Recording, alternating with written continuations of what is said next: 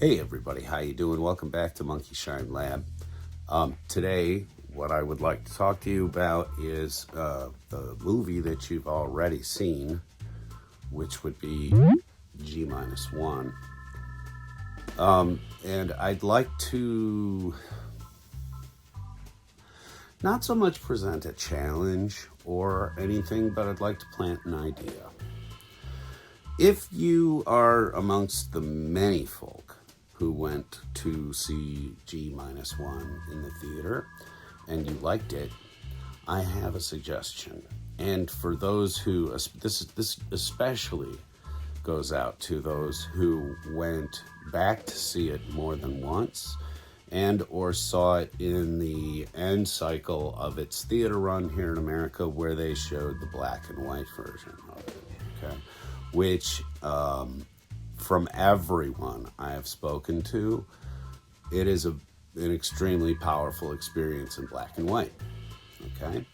So, if you watched Godzilla -1 and you found yourself thinking, these are really great characters, this is really, sort of soberly presented, though it's a giant monster movie, the, thoughts and ideas expressed therein and the factual content it's based on, I really kind of like this movie a lot, Well, time for you to go back to the original.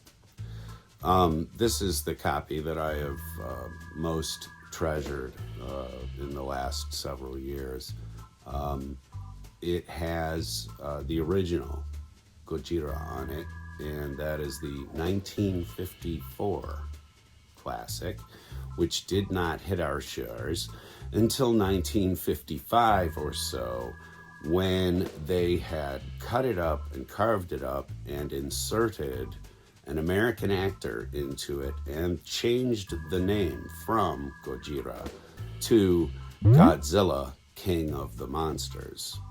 That version is also on this disc set. So if you are looking for probably one of the better translations and screenings of this film, this is the one you're looking for, okay? I believe there's been a Criterion collection which came out of it as well, which would also be a very good cut.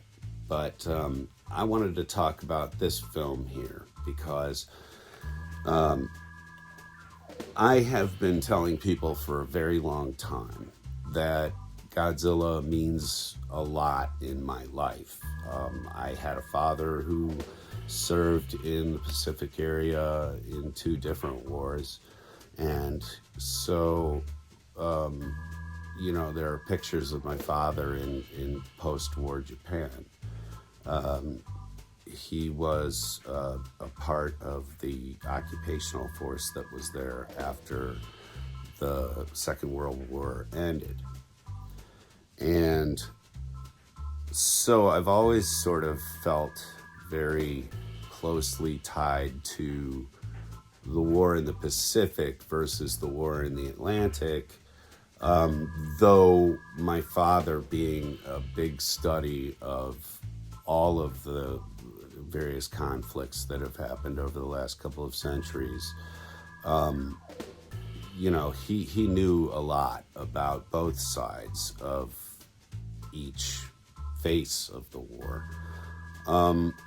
So it was something that was around for a very long time. My family jokes about how, if you were with my father for 5 minutes, out come the World War II stories. But that was the generation. That was the big event of their lifetime and should have been the biggest event of all of our lifetimes. The Second World War came to a close with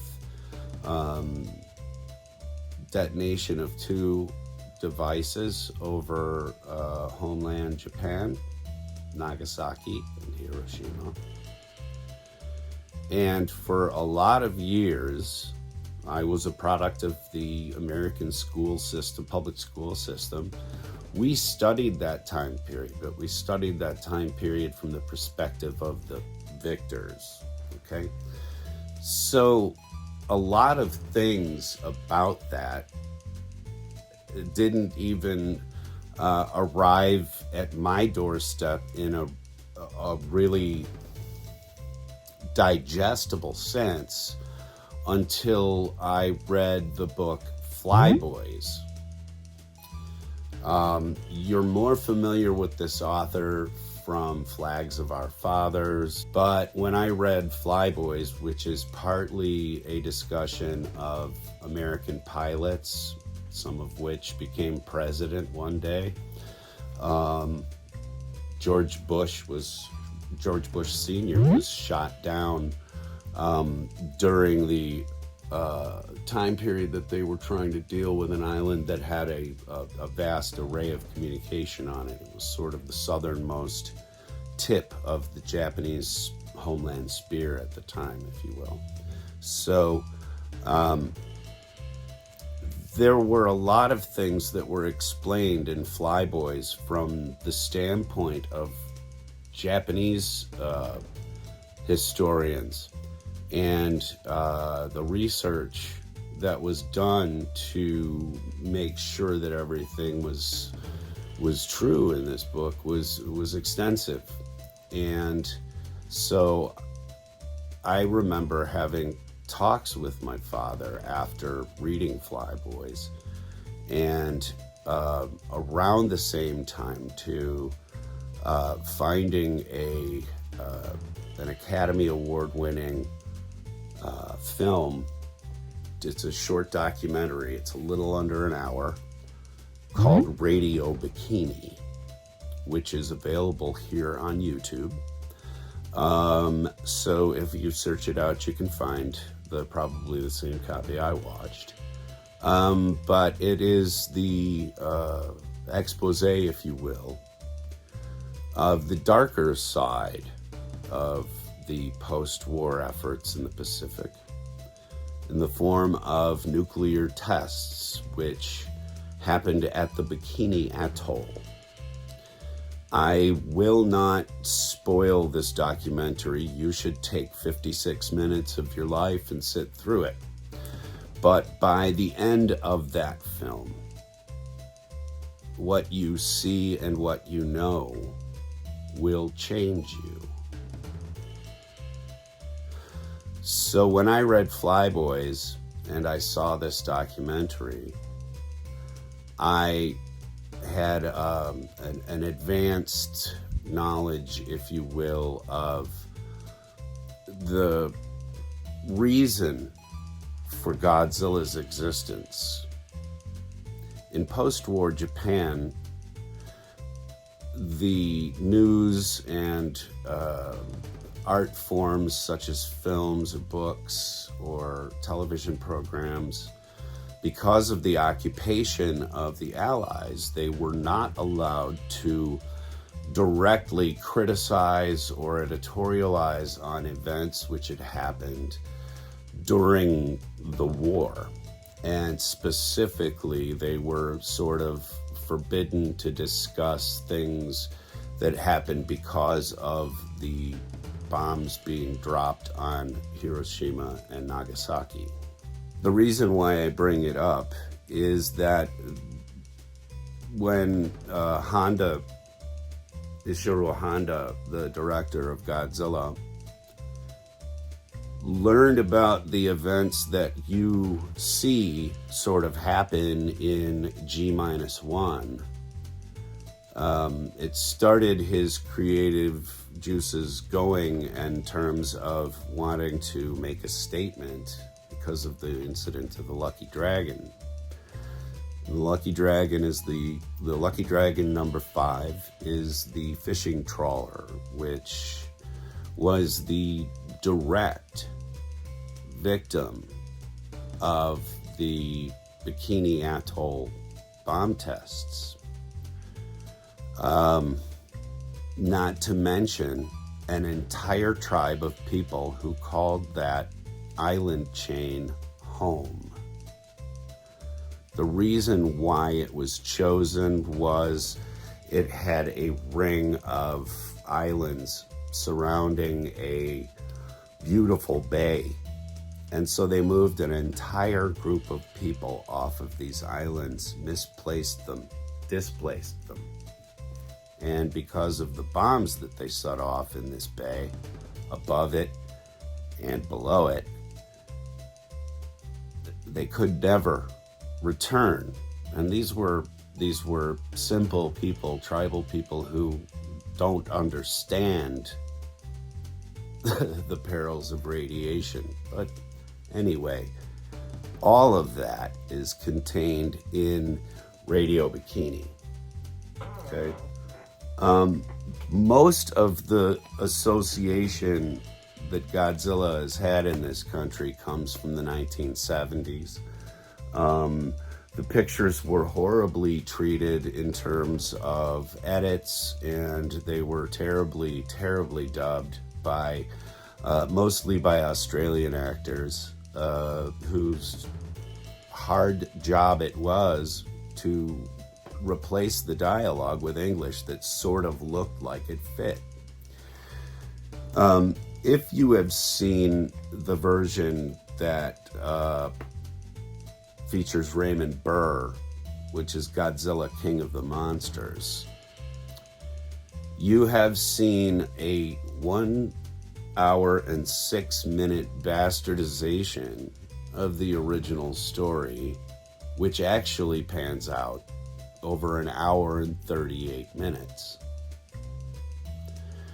They removed a lot of references that are in there, veiled or otherwise, to the war. A lot of socio-political condemnation, if you will. A lot of heartache. Scenes of a very dramatic impact were removed from Gojira so that they could make Godzilla, King of the Monsters and sell it to the drive-in of the 50s crew, who was, in this country, you know, piss in a gold chain. It was good times, right? If you were white anyway. While the Japanese were still trying to rebuild their world. So I learned that our government does not always wear the white hat. Our government does not always go to liberate the concentration camps of Europe. Our government also enslaves, our government also imprisons, and our government also does horrible things to its own people, which is another bit of Radio Bikini that will sort of, I'm sorry to be the one to enlighten you if you don't know any of these things yet, but I encourage you. It sounds like a drag to go through it all, but again, it'll change you in a very good way. You'll understand that we were not always the good guys. And in the case of Gojira, Gojira is it's a living embodiment of man's folly with the atom, if you will. That statement has been pecked around for decades and decades by fans and film critics, never really entirely putting the entire thing pictorially together, which G-1 finally does. I thought with Shin Godzilla or Shin Gojira that they had come very much as close as they were ever going to come to talking about how bureaucracy and etc. can really gum up the system and do horrible things to its people in trying to make massive decisions that should never be thought about. G-1 tears it all back down to a small cast of characters that you can believe in. a fascinating story and a moral decision or two in the wake of World War II. This is a discussion of whether or not to use the most ultimate power of energy ever created, because it might unleash something awful that makes Godzilla look, it might release the human beings with a weapon.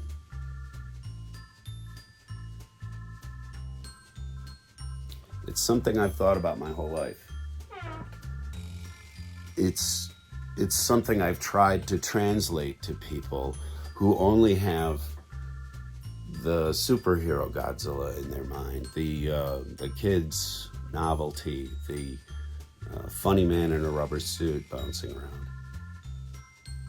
I've been trying to say for a very long time, this is a story that needs to be repeated and understood in its real format. I traveled from Chicago all the way to Seattle when they did a fresh translation of this film and a new lensing of it. I went all the way to Seattle to see it in a little tiny theater when it hit America's shores. This was back in the mid-2000s, maybe. This film has made me do crazy things, but I finally feel like with G-1, you're ready to see the original Gojira. And you're ready to look at this film for what it is instead of the joke that our Western minds has created around Godzilla, with a little help from the movies, of course. I mean, this is, the Godzilla superhero thing was not born in a vacuum. But watch this film. It's gritty, it's dark, it's intense. When you watch it start to finish with the sobriety that you watched G-1, and if you allow yourself and your imagination to look past some of the scenes that effects-wise maybe don't meet up with your 2024 mind, you're gonna see an amazing, depthy human story here. With Godzilla in the title role. This is good stuff. And when you're watching it, look for the stop motion animation effects, because there are a couple of tips of the hat to the creator of King Kong. They wanted to go that direction. They just didn't have enough money. So the rubber suit is the way they went. If you watch this original film, it's not a joke. It actually looks pretty grotesque and intense and frightening. Put yourself in these people's shoes for a little while. That's all we've got for you here today, kids. Just a big, old, thick, moralistic rant about a giant monster movie. But I appreciate you coming around and listening to what I have to say about it. And please, if you do find yourself watching this film, come back and let's talk about it a little bit. That's what I would really like. I would like to hear how some of your experiences go. Okay? Anyway, that's what's going on here at the Old Monkey Shine Lab. We're not always this heavy, everybody. Sometimes we talk about toys. So maybe we'll do that tomorrow. Come on back. We'll see you then, okay? Thanks. Bye.